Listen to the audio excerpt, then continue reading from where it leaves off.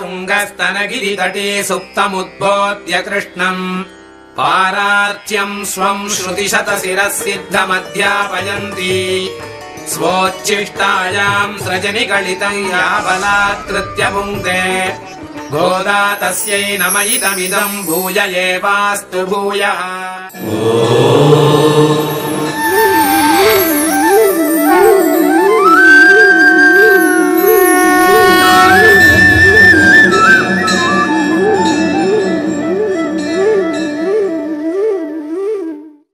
ఓం నమో వెంకటేశాయ. ధనుర్మాసం అనగానే మనందరి మదిలో మెదిలేది గోదాదేవి రచించిన తిరుప్పావై. గోదాదేవి మధుర భక్తికి ప్రతీక. సాక్షాత్తు శ్రీరంగనాథుణ్ణి తన పతిగా చేసుకుని తరించిన మహాభక్తురాలు. శ్రీరంగనాథుణ్ణి తన నాథుడిగా చేసుకునేందుకు ధనుర్మాస వ్రతాన్ని ఆచరించి 30 రోజుల పాటు 30 పాసురాలతో అలౌకికమైన జ్ఞానాన్ని అందించిన శ్రీ గోదాదేవి అమ్మవారిని ఈ మార్గశిర మాసాన స్మరించడం ముక్తిదాయకం. భూదేవి అంశగా శ్రీవిల్లిపుత్తూరులో అవతరించిన ఆండాళ్ తల్లి ఉపనిషత్సారంగా తిరుప్పావై దివ్య ప్రబంధాన్ని భక్త లోకానికి అందించింది. మార్గశిర మాసంలో నోము నోచి భగవంతుని చేరే మార్గాన్ని ఆచరించి చూపించింది శ్రీ గోదాదేవి అమ్మవారు. ఈ ధనుర్మాసం సందర్భంగా తిరుప్పావై దివ్య ప్రబంధ సారాన్ని రంగవల్లిక, గానం, నృత్యం, ప్రవచనం, స్తుతి రూపంలో సభక్తిపూర్వకంగా మీకు అందిస్తోంది మీ శ్రీ వెంకటేశ్వర భక్తి ఛానల్. వీక్షించండి, తరించండి.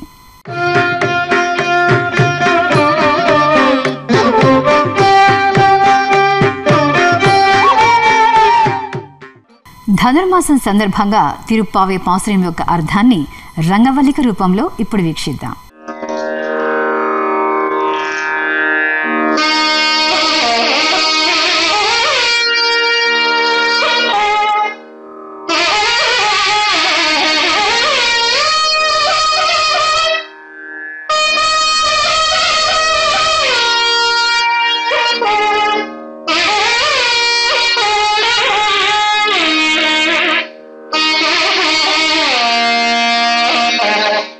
Oh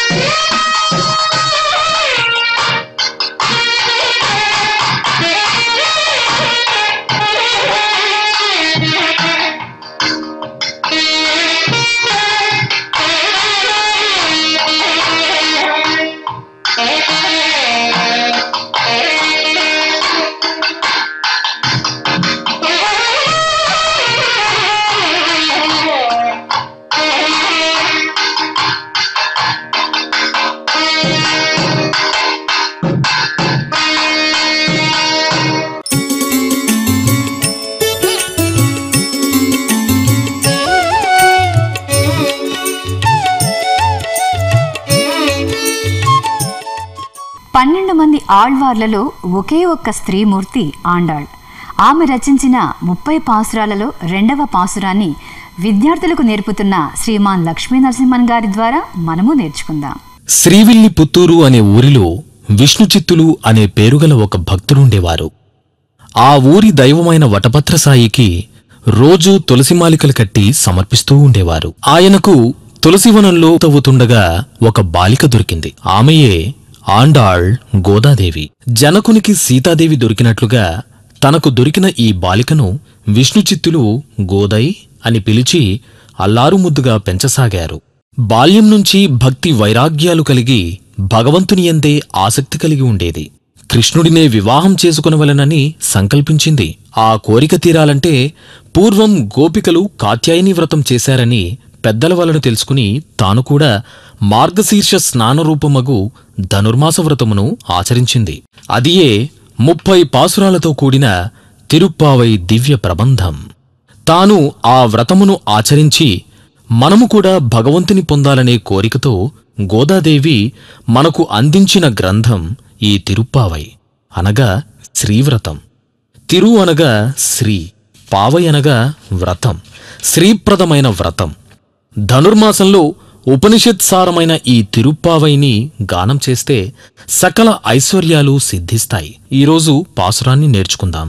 வையத்து வாழ்வீர்கள் நாமும் நம்பாவைக்கு செய்யும் கிரிசைகள் கேளீரோ பார்க்கடலுள் பைய துயின்ற பரமன் அடிபாடி நெய்யுண்ணோம் பாலுண்ணோம் நாட்காலே நீராடி மையிட்டு எழுதோம் மலரிட்டு நாம் முடியோம் செய்யாதன செய்யோம் தீக்குறளை சென்று ஓதோம் ஐயமும் பிச்சையும் ஆந்தனையும் கைகாட்டி உய்யுமார் எண்ணி உகந்து ஏலோர் எம்பாவாய் ஆண்டாள் తిరువడిహళే శరణం. తమతో వ్రతములో చేరే గోపికలను ఉద్దేశించి ఈ వ్రతములో చేయవలసిన వానిని, చేయకూడని వాటిని వివరిస్తోంది గోదాదేవి ఈ పాసురంలో. కృష్ణుని కాలంలోనే పుట్టి ఆనందిస్తున్న వారలారా, పాలసముద్రంలో శేషశయ్యపై పవళించిన స్వామికి మంగళం పాడుదాం. తెల్లవారుజామున లేచి స్నానం చేద్దాం. కంటికి కాటుక, తలలో పువ్వులు ధరించడం, పెద్దలు చెప్పినవి చేద్దాం. ఇతరులకు బాధ కలిగించే మాటలు, అబద్ధాలు చెప్పం. పెద్దలను, జ్ఞానులను, అందరినీ సన్యాసులను సత్కరిస్తాం అంటోంది గోదాదేవి.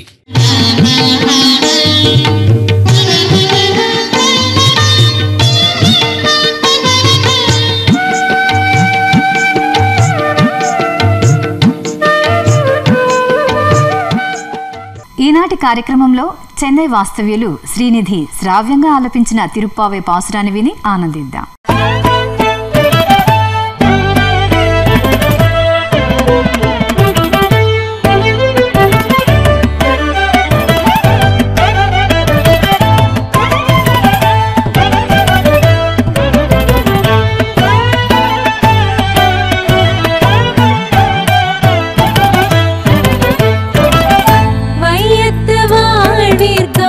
நாமும் நம் பாவை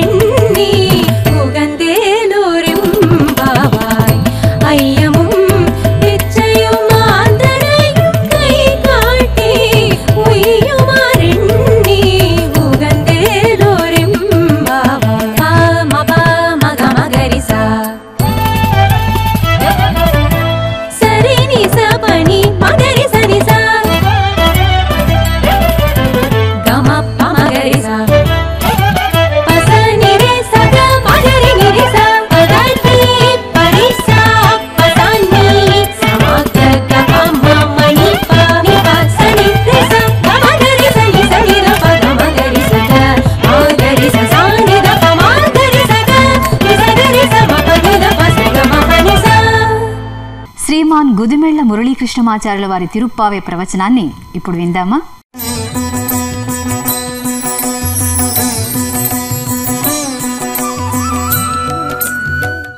నీలాతుంగస్తనగిరితటీ సుప్తముద్బోధ్య కృష్ణం పారార్ధ్యం స్వం శృతిశతశిరసిద్ధమధ్యాపయంతి స్వోచ్ఛిష్టాయాం సృజనిగళితం యాబలాత్కృత్య భుంక్తే గోదా తస్యై నమయిదమిదం భూయ ఏవాస్తు భూయః.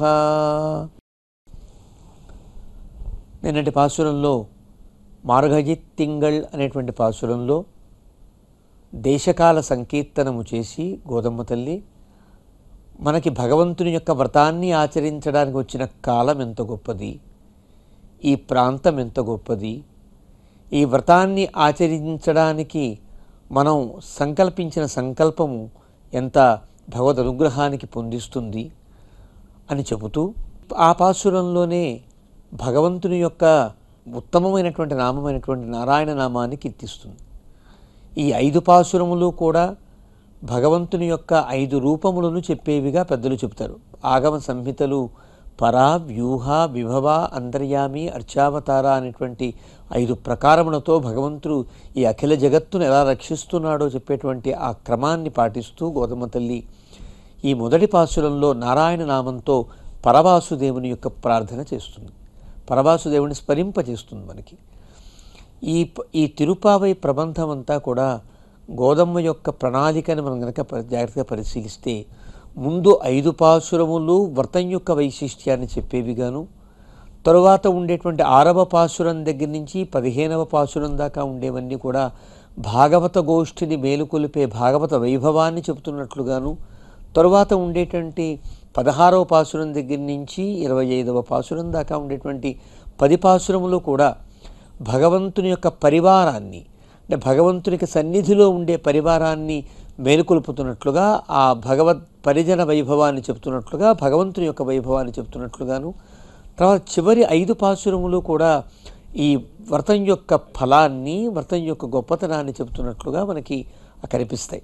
ఇలా 5, 10, 10, 5గా మనకు వింగడించినటువంటి ఈ తిరుపావై ప్రబంధంలో ఈ 2వ పాసురం, ఈ 2వ పాసురంలో గోదమ్మ వారు పాలకడలిలో ఉండే పరమాత్మను కీర్తిస్తున్నట్లుగా ప్రారంభం చేస్తారు. నిజానికి ఈ పాసురంలో వ్రతమేదో చెప్పారు గత పాసురంలో, ఏల్ ఓర్ ఎం పావాయ్, గొప్పదైన మన వ్రతము అని ముగించారు.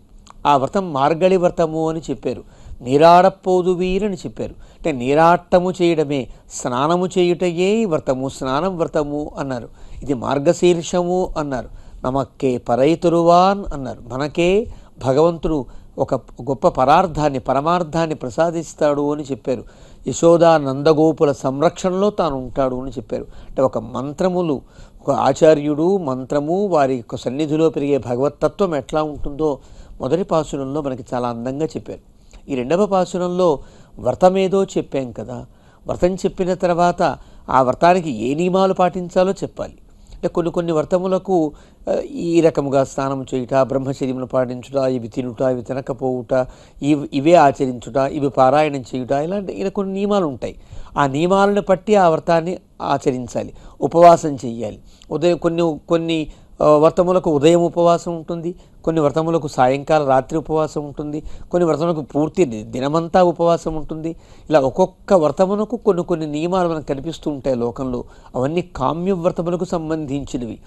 ఇలా చేస్తే పదవి వస్తుంది, ఇలా చేస్తే వచ్చే జన్మలో మంచి ఉన్నతమైనటువంటి జన్మ లభిస్తుంది, ఇలా చెప్పేవన్నీ కూడా మళ్ళీ మీరు జన్మ ఎత్తడానికో, మళ్ళీ జన్మ ఎత్తి వాటిని పొందడానికో ఉపకరిస్తాయి తప్ప నిష్కామమైనటువంటి వ్రతమునకు నిజముగా ఏదైనా ఒక నియమాలు ఉంటాయా అంటే నియమాలతో నిమిత్తం ఉండదు. కానీ భగవంతుణ్ణి పొందేటప్పుడు, ఆ భగవంతుని యొక్క అనుగ్రహాన్ని పొందేటప్పుడు ఏ పద్ధతిని పాటించాలో కూడా మనకి చెప్పాలి కదా. ఏ పద్ధతిని పాటించాలో చెప్పడం కూడా నియమాల్లోకి వర్తిస్తుంది. గోదమ్మ వారు ఈ పాసురంలో ఒక నియమావళి ప్రారంభం చేస్తారు. ఒక మంచి ఔషధాన్ని తీసుకోదలిచిన వాడు ఏది పథ్యమో ఏది అపథ్యమో తెలియాలి, ఏది విడవాలో ఏది పట్టుకోవాలో తెలియాలి. ఇది కదా వివేకం అంటే. వివేకం అంటే పట్టుకొనుట విడుచుట, ఈ విడుదల పట్టుదల ఈ రెండూ తెలియడం.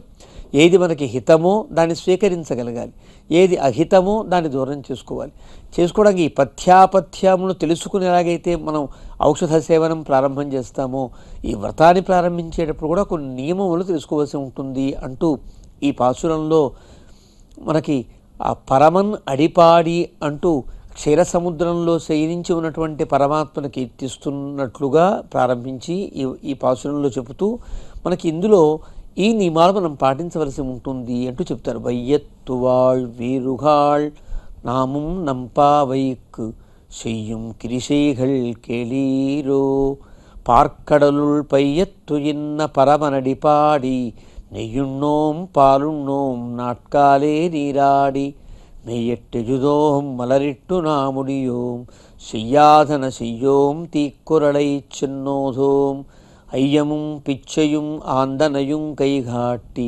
ఉయ్యుమారెన్నియుగందు ఏలోరెంబావాయ్. వైయత్తువాళ్ వీరుగాళ్, ఈ లోకంలో జన్మించి సుఖపడుతున్న భాగ్యవంతులారా, అంటే ఈ లోకంలో ఉండే సుఖములే సుఖములు అనుకుంటూ ఈ లోకంలో మేము పొందిన ఐశ్వర్యమే ఐశ్వర్యము, నేను పొందిన జ్ఞానమే జ్ఞానము, నేను పొందినటువంటి పదవులే పదవులు అనుకుంటూ మనం సాధారణంగా లోకంలో ఎవరికి వారం సుఖంగా ఉన్నట్లుగా అనుకుంటాం. కానీ నిజమైన సుఖాన్ని పొందదలిచిన వాళ్ళని కూడా నిజమైన సుఖాన్ని పొందడానికి మీరంతా కూడా ఉద్యుక్తులు కండి అని చెప్పడం కోసం కూడా మీరు గొప్ప ఆనందాన్ని గొప్ప భాగ్యాన్ని పొందబోతున్నారు అని చెప్తున్నట్లుగా గోదమ్మ తల్లి ఈ పాసురంలో వైయత్తు వాళ్ వీరుగాళ్, ఈ భూమి మీద పుట్టినటువంటి ఒక భాగ్యవంతులైన మీరంతా కూడా నామం నంపావైక్కు చెయ్యం కిరిసైగల్ కేళీరు, ఈ వ్రతానికి ఆచరించవలసినటువంటి విధానములను చెబుతా, మీరు వినండి. వాళ్వీరుగాళ్ అంటే సుఖాన్ని అనుభవించుట. సుఖాన్ని అనుభవించుట అంటే ఏ క్షేత్రంలో మనం ఉన్నామో ఆ క్షేత్రంలో ఉండడం కూడా మనకి తెలియకుండా సుఖాన్ని అనుభవించడమే అవుతుంది.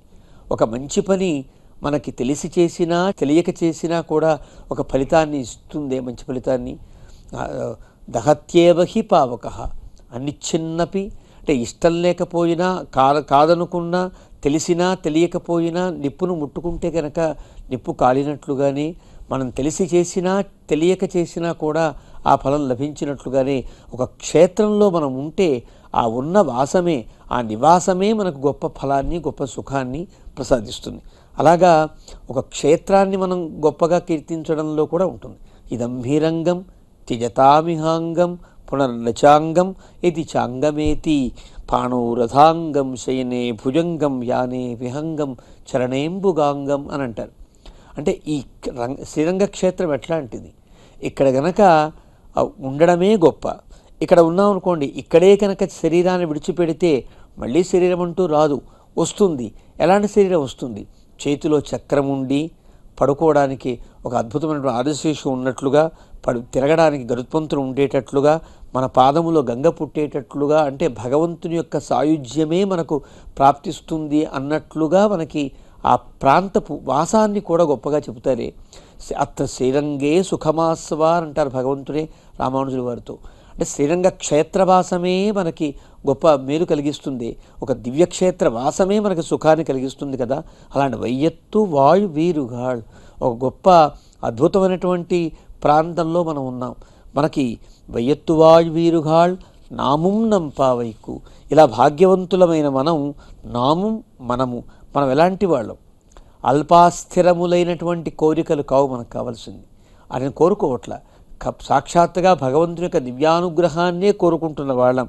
మనకి ఎలాంటి ఫలములు ఆశించకుండా భగవంతుడు గీతలో చెప్పినట్లుగా సర్వధర్మాన్ పరిత్యజ్య మామేకం శరణం వ్రజ అనే ప్రపత్తిని మనం పొందిన వాళ్ళం, ప్రపన్నులమై చేరిన వాళ్ళం. అంటే ప్రపన్నతతో ప్రపత్తిని పొంది భగవంతుడే మనకు కావాలన్నటువంటి వాళ్ళం. కాబట్టి మనం అలాంటి వాళ్ళం. మనం ఎంత గొప్పవాళ్ళం అండి మనం అంటే మనము అంత గొప్పవాళ్ళం. నంపావైకు, మన నోము ఎట్లాంటిది? చాలా గొప్పది. ఎవరెవరో ఏదో రకాల కోరికలు తీరడం కోసమనో ఇది కావాలో అది కావాలో జ్యోతిష్టోమ స్వర్గకామో చేతానో మరొకటో ఏదో ఒక కోరికతో చేసేటువంటి యాగములు అనేకములుండగా, అనేక వ్రతములుండగా, అనేక నోములుండగా, ఈ నోములన్నీ కాకుండా, ఈ వ్రతములన్నీ కాకుండా మన వ్రతం ఎట్లాంటిది? పావైక్కు, మన నోమునకు చాలా గొప్పది మన నోము. కారణం, ఏది మనకి అవసరం, ఏది ఈ జీవిగా ఉండేటువంటి జీవి తరించడానికి దేన్ని మనం పొందాలనుకోవాలో ఆ పొందేటట్లుగా ఉండే వ్రతం కదా ఇది. అంటే మళ్ళీ జన్మ లేకుండా భగవంతుని యొక్క దివ్య సన్నిధిలోనే నిత్యానందము పొందేటట్లుగా ఉండేటువంటి వ్రతము కదా ఇది. అలాంటి ఈ వ్రతము చేయడానికి వీలైనటువంటి చెయ్యం కిరిశైగళ్ కృత్యములు, చెయ్యం చేయవలసినవి. ఈ వ్రతాన్ని ఆచరించడానికి మనం చేయవలసిన కృత్యములు కొన్ని ఉన్నాయి. అవేమి? కేళీరో, వినండి జాగ్రత్తగా. మనం ఎవరం? భగవంతునే పొందవలసినటువంటి వాళ్ళం. శ్రీకృష్ణుడి దగ్గరికి మనం వెళ్ళి ఆ కృష్ణ పరమాత్మక దివ్యానుగ్రహాన్ని పొందడానికి ఉన్నవాళ్ళం కదా. జాగ్రత్తగా వినండి. వినుటయే పరమార్థము, వినుటయే పురుషార్థము. ఎప్పుడూ కూడా చెప్పడము ఆచరించడమో కాదు, భగవంతుడి గురించి వినడం కూడా గొప్ప పురుషార్థం. భగవంతుడి గురించి వినడమే జీవన పరమార్థం కూడా. మహాభారతం అంతా విన్నటువంటి ఆ వైశంపాయనుడు అడిగిన ప్రశ్నకి జనమేజయుడు చివరిలో చెప్తాడు, ఏది పురుషార్థం? ధర్మమా, అర్థమా, కామమా, మోక్షమా అంటే కాదు. హరేహే యత్ కథాశ్రవణం హరేహే పురుషార్థోయమేవైకః. అంటే భగవంతుని గురించి వినుటయే గొప్ప పురుషార్థమని నాకు ఇప్పటికీ తెలిసింది. 1,20,000 శ్లోకాలు విన్న తరువాత తెలిసినటువంటి గొప్ప ఫలం ఏది అంటే భగవంతుని గురించి వినుటయే పరమార్థము, భగవంతుని గురించి వినుటయే పురుషార్థము. అంటే వినడం చాలా గొప్పది. మచ్చిత్తాహ మద్గత ప్రాణాహ బోధయంతః పరస్పరం. ఒకరు చెప్పేవారు, ఒకరు వినేవారు అంటూ ఉండరండి. ఎప్పుడు కూడా చెప్పుట వినుట కూడా భగవద్గుణానుభవానికి కాలక్షేపంగా జరిగేవి. కాలక్షేపము అంటే భగవద్గుణానుభవముతో కాలమును సద్వినియోగపరచుకుంటారు అర్థం. మనం తెలుగులో మనం వ్యవహారంలో చేసే కాలక్షేపం కాదు ఇది. కాలక్షేపము అంటే కాలుడిని కూడా ఒకసారి ఆపగలిగేటట్లుగా, యముడిని కూడా మన దగ్గరికి రాకుండా చేయగలిగేటట్లుగా జరిగేటువంటి ఒక గొప్ప భగవద్గుణానుభవం. ఈ భగవద్గుణానుభవం చెప్పేవారు వినేవారు కూడా, వినేవారు తెలియక వింటున్నట్లుగా వింటున్నప్పటికీ కూడా చెప్పేవారు కూడా తమకు తెలిసిన దాన్ని మరింత పదిలపరచుకోవడానికి చెప్తున్నట్లుగా ఉంటుంది. కాబట్టి బోధయంతః పరస్పరం కథయంతశ్చమాన్నిత్యం. వీరు వారికి చెప్పుట, వారి వీరికి చెప్పుట, పరస్పరం బోధయంతః అన్నట్లుగా ఒకరికొకరు చెప్పుకుంటూ నా గుణానుభవంతో తరిస్తారని చెప్పాడే పరమాత్మ 10వ అధ్యాయంలో. ఆ రకంగా వినుటయే పరమార్థం. కాబట్టి కేళీరో, మీరు వినండి. ఆచచక్షేష సద్భావం లక్ష్మణస్య మహాత్మనః భరతాయ అప్రమేయాయ గుహో గహనగోచర అంట. లక్ష్మణస్వామి గుహుడికి రామచంద్రమూర్తి యొక్క వైభవాన్ని చెప్పాడు. అంటే భగవంతుడి యొక్క గుణానుభవంతో లక్ష్మణుడు గుహుడికి ఆ అనుభవాన్ని చేయిస్తే హాయిగా విన్నాడు. ఆ గుహుడు భరతునికి లక్ష్మణస్వామి యొక్క వైభవాన్ని చెబుతాడు. అంటే భాగవత వైభవాన్ని చెబుతాడు. విన్నవాడు వినిపించినవాడు గుహుడు. గుహో గహన గోచర అని అంటారు వాల్మీకి. చాలా గంభీరములైనటువంటి అర్థములను బాగా తెలుసుకున్నవాడు తను. రామచంద్రమూర్తి యొక్క వ్యక్తిత్వము తెలుసు, లక్ష్మణస్వామి యొక్క సౌశీల్యము తెలుసు, రాముని యొక్క వైభవము తెలుసు, లక్ష్మణస్వామి యొక్క వైభవాన్ని తాను చూసినవాడు. అలాంటి గుహుడు భరతుడితో చెప్పాడే, ఇది వినుటలో ఉండే పరమార్థం. అలా విన్నారు. అలాంటి వినాలి మీరు కూడా. ఎలాగా, ఏమి వినాలి? పార్కడలుల్ పయ్యత్తు ఇన్న. క్షీర సముద్రంలో, పాల సముద్రంలో మనందరినీ రక్షించడం కోసమని పరమాత్మ వైకుంఠమును వీడి నాగపర్యంకముత్సృజ్య హ్యాగతో మధురాంపురీం అన్నట్లుగా ఆ పరమపదాన్ని వీడి మనందరికీ అందుబాటులో ఉండేటి, దేవతలందరికీ అందుబాటులో ఉండేట్టుగా, మనల్ని పరిపాలించే లోకపాలకులైన బ్రహ్మరుద్ర మహేంద్రాది దేవతలందరికీ తాను అందుబాటులో ఉండేటట్టుగా పాలకడలిలో ఒక ఆయన ఉపకార్యాలయంలో ఉండే ఒక అధికారిలాగా ఆ పాలకడలిలో ఉంటాడే, అలాంటి పాలకడలిలో ఆయన ఉంటాడు. ఆయన అవరక్షణే ధాతువు మీద నుంచి రక్షకుడై తాను ఉంటాడు. ఎవరెవరు రక్షించమని అడుగుతారా, ఇక్కడి నుంచే వెళ్ళి మనం రక్షిద్దాం, అవతార కందములు చేద్దామంటే ఆ అవతార కందంగా చేసుకుని అక్కడ నుండే అవతార విభవావతారన్నింటినీ కూడా తను పంపిస్తూ ఉంటాడే. అలాంటి పయ్యత్తు ఇన్న ఆ పాలకడలిలో ఒక ఒక పాము పడక మీద తాను పడుకున్నటువంటి ఉన్నవాడు పయ్యొత్తుయిన్న పరమన్ అడిపాడి. అలా క్షీర సముద్రంలో ఆ శేషపాన్పుపై శేష పర్యంకంపై పడుకున్నటువంటి స్వామి పరమన్ అని అంటారు. పరమన్ అంటే పరమాత్మ, చాలా గొప్పవాడు అని అర్థం. పరమన్ అంటే పరోమా యస్మాతితే పరమహ అని అంటారు. ఎవనికంటే మించినవాడు మరొకడు లేడు. వైకుంఠములో ఉండేటువంటి ఆ విధానం మనకు అందరికీ అందుబాటులో ఉండేది కాదు కదా. బ్రహ్మాదులంతా కూడా వైకుంఠమునకు జాలరని కదా మనకి విష్ణు పురాణాది గ్రంథాలు చెబుతున్నాయి. ఆ పరమాత్మ యొక్క వాక్కునే ఆదేశంగా భావించి ఆ ఆదేశంతో లోకాల్ని పరిపాలించేవారు అవుతారు వారంతా కూడా. అలాంటి బ్రహ్మాది దేవతలందరికీ కూడా కనిపించి వారికి ఆదేశాల్ని వినిపించడం కోసం ఏర్పడినటువంటి ఒక వ్యూహావతారం కదా ఇది. కాబట్టి బ్రహ్మాది దేవతలందరికీ, ఈ లోకంలో గొప్ప దైవములు అనుకునే వారందరికీ కూడా తానే ఒక ఆది పురుషుడుగా ఉండి, ఒక నాథుడుగా ఉండి వారందరినీ కూడా పరిపాలించేటువంటి జగద్రక్షకుడై తాను ఉంటాడు కదా. అలాంటి పరమన్ అడిపాడి, ఆయన యొక్క శ్రీపాదములను పాడి, శ్రీపాదములను సేవించి ఆయన యొక్క శ్రీపాద సంకీర్తనము చేసి పార్కడలు పయ్యొత్తుయిన్న పరమనడిపాడి నెయ్యున్నోం పాలున్నోం. మనం అలాగా ఈ వ్రతంలో ఏం చేయాలి ముందుగా అంటే ఆ పరమాత్మను ప్రార్థించుట అనేది, పాలకడలిలో ఉన్న పరమాత్మని ప్రార్థించడమే పరమావధి. తర్వాత నెయ్యున్నోం పాలున్నోం, నేతిని ముట్టుకోము పాలని ముట్టుకోము, తిరునామ సంకీర్తనమే చేస్తాము. తిరునామ సంకీర్తనం చేసేవాళ్ళం నేతిని తినడము పాలను తినడమో చేయము. నేతిని తినుట పాలను తినుట అనవచ్చున, నేతిని తాగుట పాలను తాగుట కదా అనాలి. ఉన్నోమనే పదమునకు భుజించుటానికి కదా అర్థం. అంటే మనకు ఉండేటువంటి ఆ సన్నివేశాన్ని బట్టి నేతిని పాలని కూడా ఎలా స్వీకరించవు అంటే భగవంతుని యొక్క కీర్తన చేసి ఉన్న వాళ్ళకి మళ్ళీ మీరు చేయక్కర్లేదయ్యా అంటే భగవద్ అనుగ్రహాన్ని పొందిన వాళ్ళు మళ్ళీ మీరు అనుగ్రహం పొందని చెప్పాలి వాళ్ళకి. అంటే అప్పటికే వారు భగవద్ అనుగ్రహ పాత్రమైనటువంటి వ్యక్తులకి చెప్పక్కర్లేదే. అలా మనమంతా కూడా భగవద్ అనుగ్రహ పాత్రులం కావడం కోసం కొన్ని భోగ్య వస్తువులని విడిచిపెట్టాలి. భోగ్య వస్తువు విడిచిపెట్టడం దేనికోసం? పాలను స్వీకరించిన నేతిని స్వీకరించిన మనం ఒక బలిష్టమైనటువంటి వ్యక్తులుగా ఉంటే చిక్కి శల్యమైపోయి భగవంతుడి దగ్గరికి పెడితే అయ్యో నా కోసం కదా ఏహిపస్య శరీరాన్ని అన్నట్లుగా రామాయణంలో ఆ మహర్షుల యొక్క శరీరమును చూసి బాధపడి పరమాత్మ వాళ్ళ యొక్క రక్షణలో తన ఉద్యుక్తుడు అయినట్లుగా మనం చిక్కి గనక మనం శుష్కించి గనక పరమాత్మ దగ్గరికి పెడితే మనల్ని తొందరగా అనుగ్రహిస్తాడు అని చెప్పినట్లుగా అని చెప్పడానికా అన్నట్లుగా నెయ్యున్నోం పాలున్నోం నేతిని భుజించము అలాగే పాలని భుజించము అని అంటారు. నెయ్యున్నోం పాలున్నోం నాట్కాలే నీరాడి సూర్యోదయానికి ముందే తెల్లవారుజాముననే హాయిగా స్నానం చేసి భగవంతుని యొక్క దివ్య సన్నిధానానికి పెడతాం.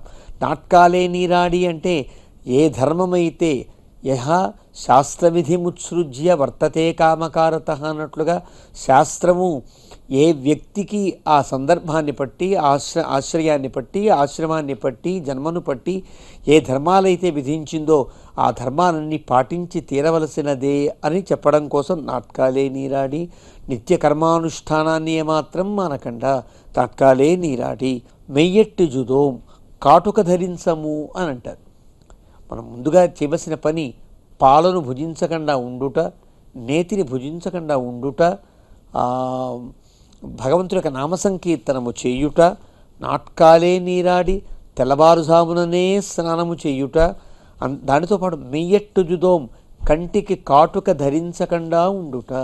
ఇది కూడా ఒక ఆలంకారికం కదా. అంటే భగవంతుడు లేని ఉన్న సమయంలో మనకు అలంకారం దీనికి భగవంతుడు ఆనందించడం కోసం కదా మనం అలంకరించుకోవాలి. ఒక పతివ్రత అయినటువంటి స్త్రీ భర్త విషయంలో ఏ విధంగా అయితే ప్రవర్తిస్తుందో, భర్త దూరదేశం వెళ్ళినప్పుడు ఎలాగైతే తాను భర్తనే ధ్యానిస్తూ ఉంటుందో, భర్త కోసమే తన అలంకారాన్ని తన జీవితాన్ని కూడా సమర్పణా భావంతో తాను ఉంటుందో అట్లా కదా మనం ఉండవలసినది.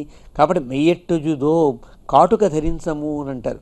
కారణం దీనిలో స్వాపదేశాన్ని చెబుతూ పెద్దలు మనం భగవంతుడి దగ్గరికి వెళితే నువ్వు ఇంకా అందంగా కనిపించాలి కదా, తానే తన హక్కును చేర్చుకుని తానే కాటుక దిద్దుతాడు. మనకి ఆ కాటుక దిద్దడం భగవంతుని యొక్క సంశ్లేషాన్ని పొందినట్టు అవుతుంది. మనని తానే అలంకరించుకుంటాడు. కాబట్టి మెయ్యట్టుజుదాం, మనం కాటుక పెట్టుకోము. మలరెట్టు నాముడియో, ఒక కొప్పులో పువ్వులు కూడా ధరించము, పువ్వులను కూడా ధరించకుండా ఉంటాము. పాలను విడిచి నేతిని విడిచి పొద్దున్నే తెల్లవారుజామునే స్నానము చేసి కాటుక పెట్టుకోకుండా ఉండడంతో పాటు పువ్వులను కూడా ధరించము. అత్రోపవిశ్యసాతేన కాచిత్ పుష్పై అలంకృత అన్యజన్మని సర్వాత్మ విష్ణు అభ్యర్జితో యయ. మనకి భాగవతంలో విష్ణు పురాణంలో ఒక అందమైనటువంటి చిన్న సన్నివేశాన్ని చెబుతూ కృష్ణ పరమాత్మ అందరితో పాటు మహారాసం చేసే సమయంలో ఒక గోపికని విడిగా తీసుకుని వెళ్ళి తానే స్వయంగా పూలతో అలంకరిస్తాడు అని ఉంటుంది. ఆవిడ ఎన్ని పూలతో ఎన్ని జన్మలు భగవంతుని ఆరాధిస్తే భగవంతుని చేతనే పూలు ధరించగలిగేటువంటి గొప్ప యోగ్యతను పొందిందో కదా అంటారే.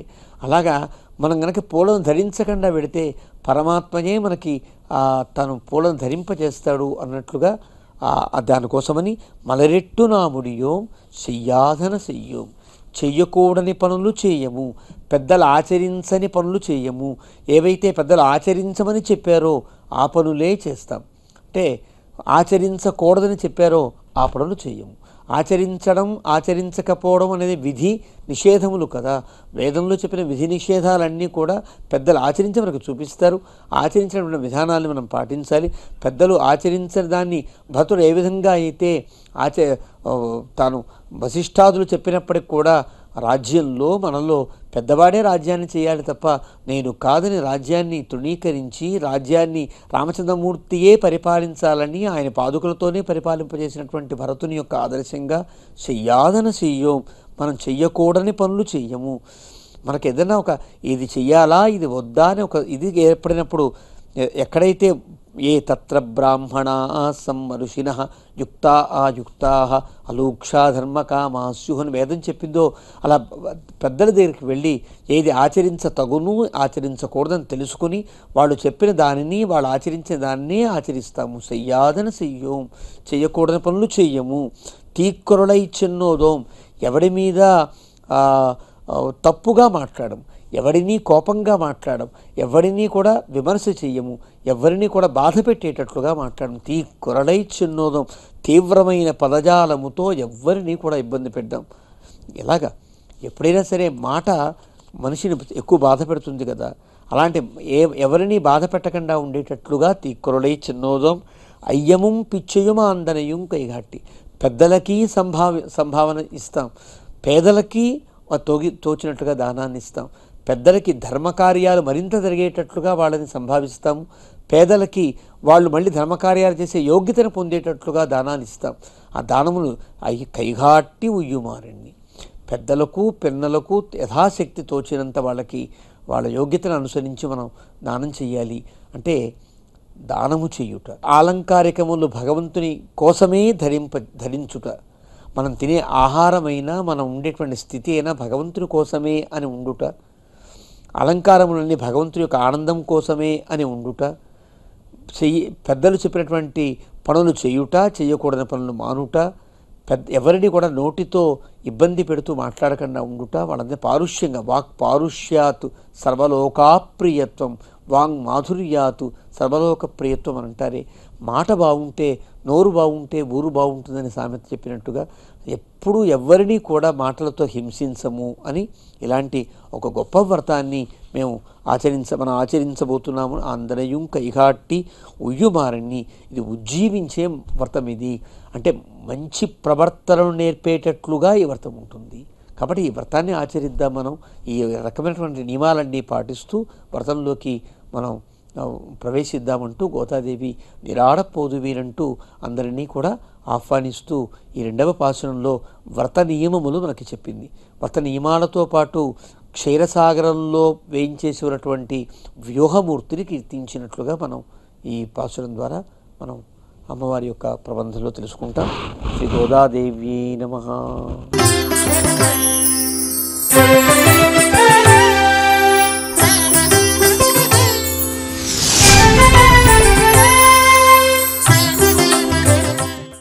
ఇప్పుడు తిరుప్పావై పాసుర వైభవాన్ని తెలిపే నృత్యాభినయాన్ని వీక్షిద్దాం.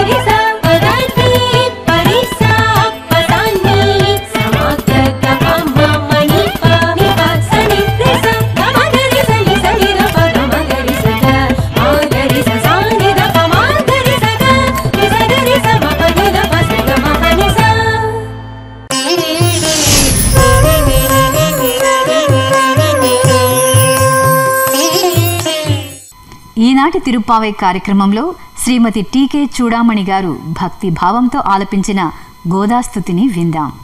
ఉల్లాస పల్లవిత పాలిత సప్తలోకీ నిర్వాహ కోరకిత నేమకటాక్షలీలా శ్రీరంగ హర్మ్యతల మంగళ దీపరేఖా శ్రీరంగరాజమహిషీం శ్రియమాశ్రయామః.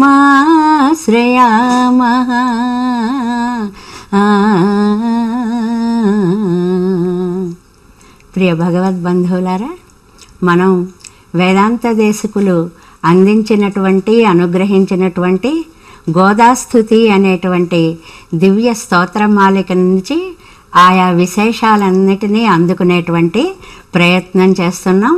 ఇవాళ అందులో మొట్టమొదటి శ్లోకంలో ప్రవేశిస్తున్నాము.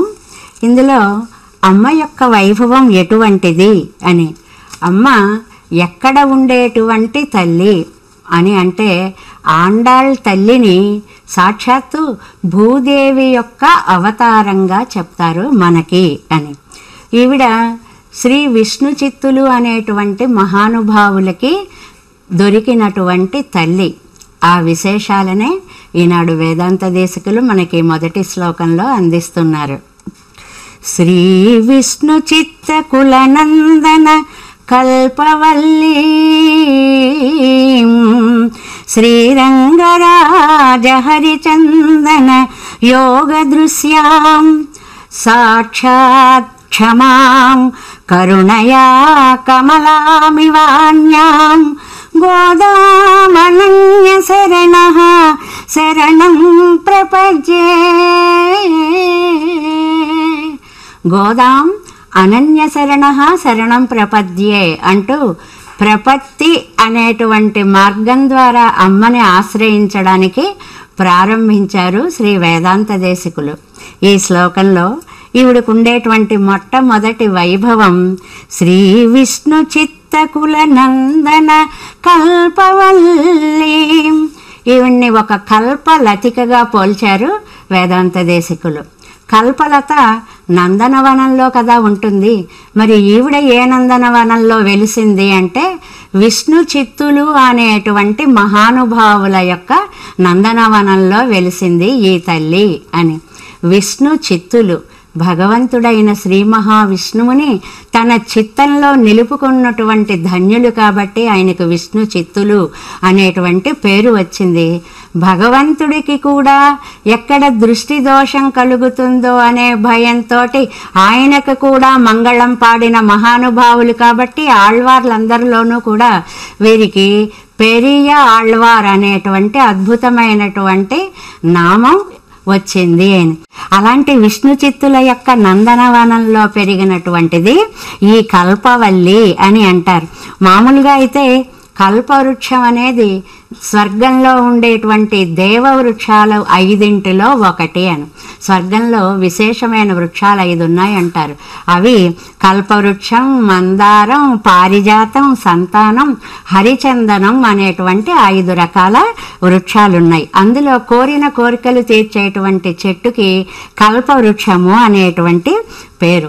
ఇక్కడ విష్ణు చిత్తుల యొక్క వంశమే నందనవనం అయితే అమ్మేమో ఒక కల్పవల్లిగా చాలా చక్కగా పెరుగుతూ వచ్చింది అని.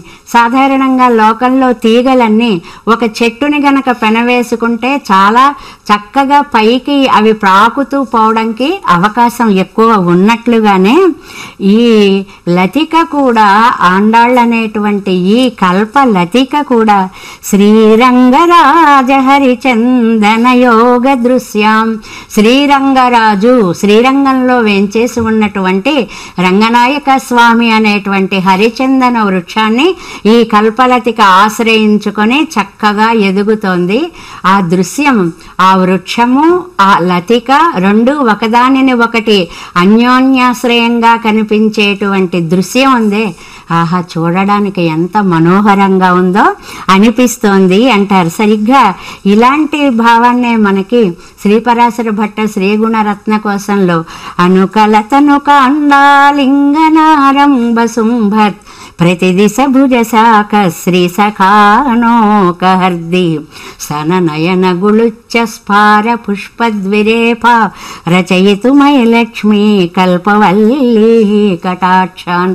స్వామిని అక్కడ ఒక హరిచందన వృక్షంగా శ్రీ సఖానోక హర్ది అని, శ్రీ సఖుడే సాక్షాత్తు హరియే ఒక అందమైన వృక్షంగా 4 వైపులా చతుర్భుజములు కూడా 4 శాఖలుగా వ్యాపించినట్లుగా ఉంటే ఈవిడ శ్రీరంగరాజ మహిషి అని.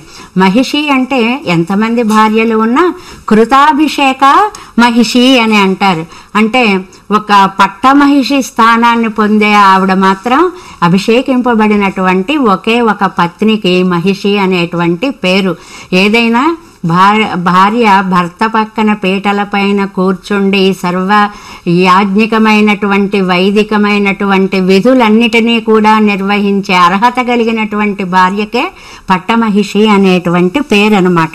అలాగా ఈవిడట ఆయన ఆశ్రయించుకుని ఉంది అని చెప్పినట్లుగానే ఈ హరిచందనమేమో పాపాలన్నీ పోగొట్టితే ఈ లతిక ఇలా చక్కగా ప్రాకి ఈ పూలతోటి సౌరభాలన్నీ విరజిమ్ముతూ ఉంటుంది. ఆ దృశ్యము మనోహరంగా కనిపిస్తుంది అని అంటారు. ఎందుకని స్వామిని వృక్షంగా చెప్పడం అనేది వేదాల్లో కూడా మనకి కనిపిస్తుంది. మామూలుగా రామాయణం నివాస వృక్ష సాధూనాం అంటుంది. అంటే రాముడు అనేటువంటి వాడు సాధువులందరికీ ఒక నివాస వృక్ష స్థానం లాంటి వాడు అని. అంటే ఆయన దగ్గరికి వచ్చిన వాళ్ళందరూ కూడా ఇక్కడ మనం హాయిగా విశ్రాంతి తీసుకోవచ్చు అనేటువంటి స్థానంగా స్వామిని భావించేవారు అని. అలాగే వృక్ష ఇవ స్తబ్దో దివి తిష్టచేక తేనేదం పూర్ణం పురుషేణ సర్వం అని అంటుంది వేదం. స్వామిని ఒక వృక్షంగా పోల్చడం అనేది వేదాల్లోనూ రామాయణాది గ్రంథాలలోనూ ఉన్నట్లుగానే ఇక్కడ వేదాంత దేశికులు కూడా హరిచందన శ్రీరంగరాజ హరిచందన యోగ దృశ్యం అంటారు. రంగరాజు అనేటువంటి హరిచందన వృక్షాన్ని ఆండాళ్ అనేటువంటి గోదా అనేటువంటి ఈ కల్పలతిక చక్కగా ఆశ్రయించుకొని అల్లుకొని పైకి దినదిన ప్రవర్ధమానంగా పెరుగుతూ పోతోంది అనేటువంటి మాట. ఈవిడ క్షమామూర్తి కూడా, భూదేవి అవతారం అవడం వల్ల ఈవిడ క్షమామూర్తిగా కూడా ఉంటుందన్నమాట. అందువల్ల ఏమిటి ఆవిడ యొక్క విశేషం అని అంటే బాహ్యేచ ఆధ్యాత్మికే చైవ దుఃఖే చ ఉత్పాదితే సతి న కుప్యతి న వాహంతి సా క్షమా పరికీర్తిత అంటారు. ఎలాగ బాధలు పెట్టినా సరే, అవి భౌతికంగా బాధలు పెట్టినా సరే, ఆధ్యాత్మికంగా బాధలు పెట్టినా సరే, కోపము రాదుట, ఆవిడ ఆ ప్రతీకారం తీర్చుకోవాలి అనుకోదుట, బాధించాలి అనుకోదుట. అంత సహనమూర్తి కాబట్టి భూదేవి ఆవిడ క్షమ అనేటువంటి పేరు పొందింది. సాక్షాత్తు భూదేవి అంశ కాబట్టి ఈవిడ కూడా అలాంటి ఓర్పు కలిగినటువంటి తల్లి అని చెప్తూ గోదా అనేటువంటి నామసార్థక్యాన్ని ఈ శ్లోకంలో మనకి చెప్తారు. గోదా అనేటువంటి మాటకి మనకి 10 అర్థాల దాకా విశేషాలన్నిటినీ కూడా అందిస్తారు. ఎలాగా అంటే మొట్టమొదటిది స్వర్గాన్ని ఇస్తుంది అని. అంటే ఆ తల్లిని నమ్ముకున్నటువంటి వాళ్ళకి స్వర్గ సుఖాలు లౌకికంగా కలుగుతాయి, మోక్షాది ఫలితాలు వస్తాయి అనేటువంటిది ఒకటి. రెండవది బాణము అని కూడా ఉంది గో అనేటువంటి పదానికి. ఇక్కడ ఈవిడేం చేస్తుంది, ప్రణబోధను శరోహ్యాత్మ బ్రహ్మతల్లక్ష్యం ఉచ్యతే అని చెప్పినట్లుగానే ఇక్కడ ఈ ఆత్మ అనేటువంటి బాణాన్ని ప్రయోగించి బ్రహ్మని వేసి మనం లక్ష్యంగా చేసుకొని బాణప్రయోగం చేయడం అంటే ఈ ఆత్మని భగవంతునికి సమర్పించడము అనేటువంటి పద్ధతిని కూడా అమ్మ మనకి తెలియచేస్తుంది అని. అలాగే గో అంటే పశువు అని ప్రపంచంలో ప్రసిద్ధికి ఎక్కినటువంటిది. పశు సంపదని వృద్ధి చేస్తుంది ఈ తల్లి అని. అలాగే వాక్కు కవితాశక్తిని చక్కగా ఇస్తుంది అని. వజ్రం అంటారు, గో అనే దానికి వజ్రం అని కూడా ఒక అర్థం ఉంది. ఏమిటి ఇది అంటే కైంకర్యంలో ఒక అధ్యవసాయాన్ని, నేను ఇది చెయ్యాలి అనేటువంటి ఒక పట్టుదలని, ఒక విశ్వాసాన్ని పెంచుతుంది అని. అలాగే దిక్కు అనే అర్థం, ఆ అర్థంలో అర్చిరాది మార్గాన్ని మనకి చూపిస్తుంది. మోక్షానికి వెళ్ళేటువంటి మార్గం ఎన్ని లోకాలు ఉన్నాయి, ఎలా ఉన్నాయి అనేటువంటి ఆ దిక్కుని సూచించేటువంటి తల్లిగా కూడా మనం గోదాదేవిని ప్రార్థిస్తున్నాము అని. అలాగే నేత్రము, దృష్టినిచ్చేటువంటి కన్ను. ఎందువల్లంటే ఇవిడ మనకి శాస్త్రాలను అనుగ్రహించింది. ఎప్పుడు శాస్త్రం అనేటువంటిది నేత్రంగా పనిచేస్తుంది, ధర్మం అనేటువంటిది కాలుగా పనిచేస్తుంది. అంటే ధర్మాన్ని ఆచరించాలి, శాస్త్రాన్ని దర్శించి మనం తద్వారా ఆ పనులన్నీ చేయాలి అనేటువంటి విశేష విషయాలు కూడా చెప్తుంది. ఇంకా కిరణాలు అని కూడా గో శబ్దానికి అర్థం. అంటే జ్ఞానం అనే కిరణాన్ని మనపై ఒక్కసారి ఆవిడ ప్రసరింప చేస్తుంది అని. భూమిని అంతా, భూమి అనే అర్థంలో భూమిని సస్యశ్యామలము చేస్తుంది. ఈ హృదయ క్షేత్రాన్ని కూడా ఆర్ద్రము చేసి భగవద్భక్తి బీజాలన్నిటినీ కూడా నాటిస్తుంది గోదాదేవి యొక్క స్తోత్రము అనేటువంటిది. సరే, ఇంకా నీరు అనేటువంటి అర్థం తీసుకుంటే నెలకి 3 వానలు రావడం అనేది ఆండాళ్ తల్లి అనుగ్రహించినటువంటి తిరుప్పావైలో మనం తింగళ్ ముమ్మారు పెయ్దు ఒంగు పెరంసెన్నెలూడు కైలొగళ అనేటువంటి ఓంగి అనేటువంటి పాసురంలో తెలుసుకుంటాము. ఇలాగా అమ్మ యొక్క వైభవాన్ని గురించి మనం తెలుసుకోవాలి అంటే గోదాదేవిని స్తోత్రం చేస్తే సర్వార్థ సాధకంగా ఈ స్తోత్రం మనకి ఉపయోగిస్తుంది. ఒకటి.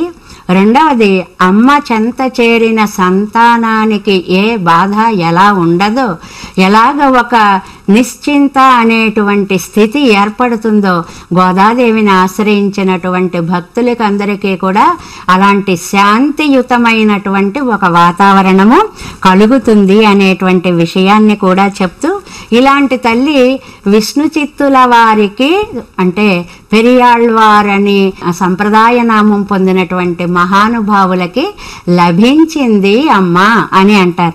ఇలా లభించినటువంటి తల్లి ఏం చేసిందండి ఈవిడ అని అంటే, ఆవిడికి వేదాంత దేశికులు గోదాం అనన్య శరణ శరణం ప్రపద్యే అని, అనన్య శరణున్నై నేను శరణు వేడుతున్నాను అని ప్రపత్తి మార్గాన్ని సూచించారు. ప్రపత్తి అంటే కర్మ జ్ఞాన భక్తి మార్గాలకి అతీతంగా ఉండేటువంటిది. గజేంద్రుడు పెట్టినటువంటి మొర ఉందే, నీవే తప్ప ఇతపరం వెరుగను అన్నట్లుగా అనన్య శరణ శరణం ప్రపద్యే, ఇంకా దేన్ని శరణు వేడకుండా అమ్మనే నేను శరణు వేడుతున్నాను అనేటువంటి శరణాగతిని వేదాంత దేశికులు ఇందులో మనకి చూపించారు. ఇక్కడ అటు తండ్రి వంశము అనేటువంటిది నందనవనం అయితే అమ్మేమో ఒక కల్పలతికగా మారింది. ఈ లత శ్రీ విష్ణువు అనేటువంటి వృక్షాన్ని అల్లుకొని ఉంది. ఇలాంటి సాక్షాత్ క్షమాం కరుణయ ఆ భూదేవి యొక్క అంశ కాబట్టి అంతటి ఓర్పు, కమలామివ అన్యాం కరుణయ దయకి రెండవ లక్ష్మీ స్వరూపిణి ఈవిడ, అలాంటి గోదని నేను ప్రపత్తి చేస్తున్నాను అంటారు వేదాంత దేశికులు. అలాంటి ఆండాళ్ తల్లిని మనందరము కూడా ప్రపత్తి చేసి ఆ మార్గంలో ప్రవర్తిద్దాం. ఓం నమో వెంకటేశాయ. ధనుర్మాసం సందర్భంగా శ్రీ ఆండాళ్ అమ్మవారు భక్త లోకానికి అందించిన తిరుప్పావై దివ్య ప్రబంధ సారాన్ని రంగవల్లిక, గానం, నృత్యం, ప్రవచనం, స్తుతి రూపంలో భక్తుల స్వభావంతో వీక్షించారు కదా. ఈనాటి తిరుప్పావై కార్యక్రమం మిమ్మల్ని అలరించిందని ఆశిస్తూ రేపటి తిరుప్పావై కార్యక్రమంలో మళ్ళీ కలుద్దాం. ఆండాళ్ తిరువడిగళే శరణం.